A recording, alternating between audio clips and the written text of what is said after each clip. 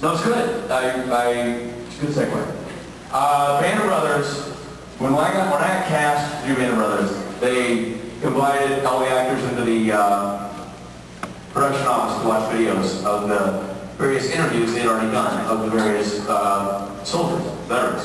Bill Garnier, Don Malarkey, Lipton, Winters, all those guys had done interviews, and we could watch all of them. They also gave me contact numbers for Malarkey and for Garnier, because they knew Muck really well, and so I would talk to them about it. So I kind of went into my first conversation with Don Malarkey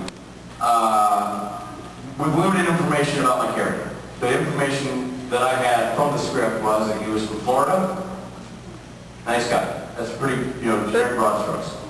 And Don Malarkey was his best friend. I get on the phone with Don Malarkey, and we have a conversation, and immediately I realize that I'm into a bigger situation than I thought, because here I am, a young actor, excited to have a job, and I call him expecting to sort of chat about the character, the guy, and the war, and all that kind of stuff, which of course is incredibly naive and, in hindsight, insensitive, because this is a man who watched his friends get blown up and die throughout his youth, and still carries the scars from that experience. So I call him, and I'm asking, what was Skip like, and blah, blah, blah, blah, and he immediately starts sobbing and hangs up. Right. So I'm thinking, oh fuck, pardon my French. Well, this is not this is serious. I need to kind of reassess my thinking about this thing. So I called him back, and was a little more indirect or soft with the questions, and it came up that I said something about him being from Florida, because that's what it said in the script. And he said, Florida? He's not from Florida. He's from Tonawanda, New York.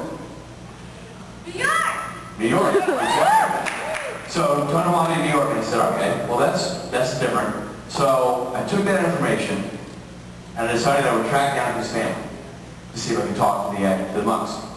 And Muck is a pretty unique last name, at least as far as I knew, so I figured how hard could it be. Now, this is going to be hard for some of you younger people to understand, but the internet was new. You didn't just Google Muck and a bunch of stuff came up. In fact, sending an email with the process, you probably never heard this sound.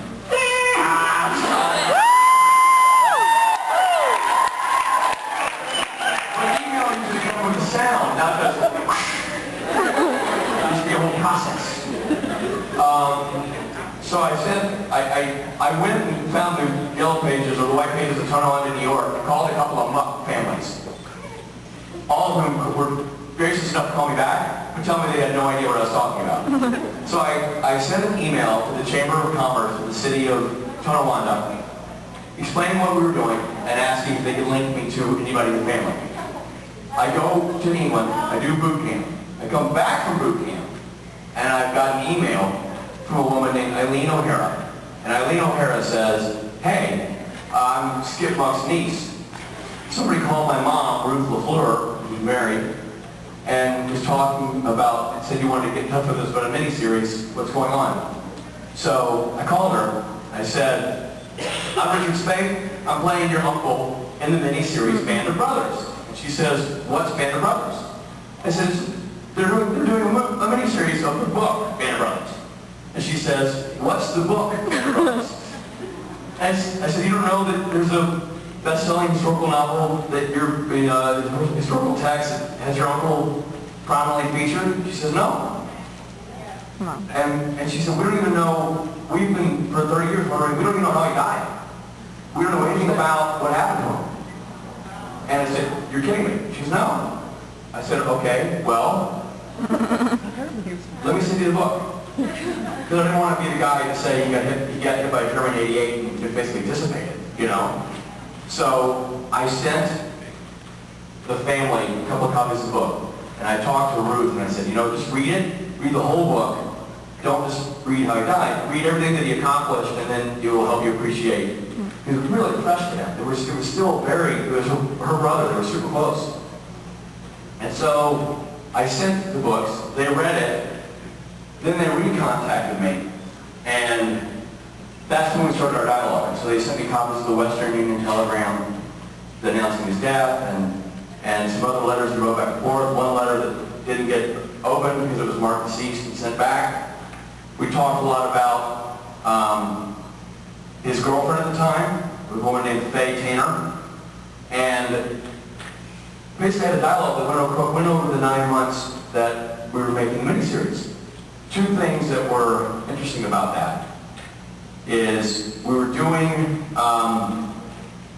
episode 5 in the movie theater. Tom Hanks is directing, and Malarkey is supposed to run up to me and say, "Hey, Skip, where you been?" And the line in the script was, "Well, I was in Florida, but now I'm here." And I'm not in Florida. So Tom is directing the episode, and he's Tom Hanks. He's, you know, it's like having Santa Claus direct the episode. It's like, you know, somebody looked up to my entire life. Obviously, we have a professional relationship, but I haven't made a habit of going up to Tom Hanks and saying, "This isn't right." That was an intimidating task, I thought. So I had to go up to him and I said, "Look, I know it says I'm from Florida, but actually I talked to Don Malarkey and the family, and he's actually going on to New York. Can I change the line?" He's like, "Sure." So that's when you go back and watch the miniseries, and I go, "Well, I was in Tonawanda, and Hitler started this whole thing." I added the Hitler whole thing. I added the Hitler in. And we were in Tonawanda, and Hitler started this whole thing, so now I'm here. Was an ad on the day because he's not from Florida. Secondly, among the things that Ruth sent me was, Ruth sent me a letter. She wrote me a letter about about Skip. I said, "Just tell me some stuff about it." So she wrote me this story about swimming the Tonawanda River. And, the Niagara River, swimming across the river, and about his girlfriend being mad and her being mad. I took it to the writer, who was Graham Yost, who's now the creator of Justified. And the director was David Frankel, who's in Don't Worry Prada and a bunch of stuff since. And I said, "Guys, this is really good information. This is really what happened." And Graham and David read it, they both sort of say it. So when I'm sitting in the foxhole, and I say, I swam across the Tonawanda River, the Niagara River, the current was strong, and my sister was really mad at me, and my girlfriend was really mad at me. That's just right out of her letter. I just took it out and said it in this foxhole, in that scene. Now, this is, I know this is all linked together, so excuse the long answer, but then Faye Tanner watched the miniseries, we turned out, which is his old girlfriend. And she watched it and saw her name being mentioned, and inspired her to track down the family, and she hadn't spoken to them since, and returned the original jump wing. When he had passed in paratrooper, he had mailed her his jump wings, so she returned the jump wings to the family. We were also able to lobby the local government there to have all of Skip's medals reissued, and which they did, because they were all lost when he blew up. So all his medals got reissued. And then on the bank of the Niagara River, where Skip Buck shoved off, a few years ago, they built a monument to him. And they built a monument to him and to another family, the Nyland brothers. And I was fortunate enough to be the speaker at that event, the dedication. It was a huge honor. And the Nyland brothers, for a little interesting Hollywood trivia, are the brothers on which Private Ryan is based. So from this tiny town in Tonawanda, New York, right outside of Buffalo, two iconic men, or a group of iconic men that have been captured in Hollywood forever, are from the same area. And interestingly enough, when Skip swam the Niagara, they didn't want him to, they were worried because the currents are so strong, they didn't want to send him out by himself. So they had one of the Nyland brothers row a boat alongside him, and it was Fritz, the one that got pulled out. So Fritz Nyland went across the river with him, and they built the monument on the very spot where they shoved off, which is kind of interesting little Hollywood trivia and real life trivia, I thought. So, and by the way, for anybody going to Chicago, anybody going to Chicago? Eileen O'Hara, who's Skip Buck's niece, and Babe Heffron's daughter are both coming as my guests to that event. So that'll be interesting for anybody who wants to be along. Another one, Susan Smith, who's father was Bursmith also will be there. So there'll be 3 band brother family members. They're actually just enjoying the con because they're huge fans of the show. They'll be hanging out too, they're fascinating people. Did I answer your question? That was the world's longest answer. I don't know.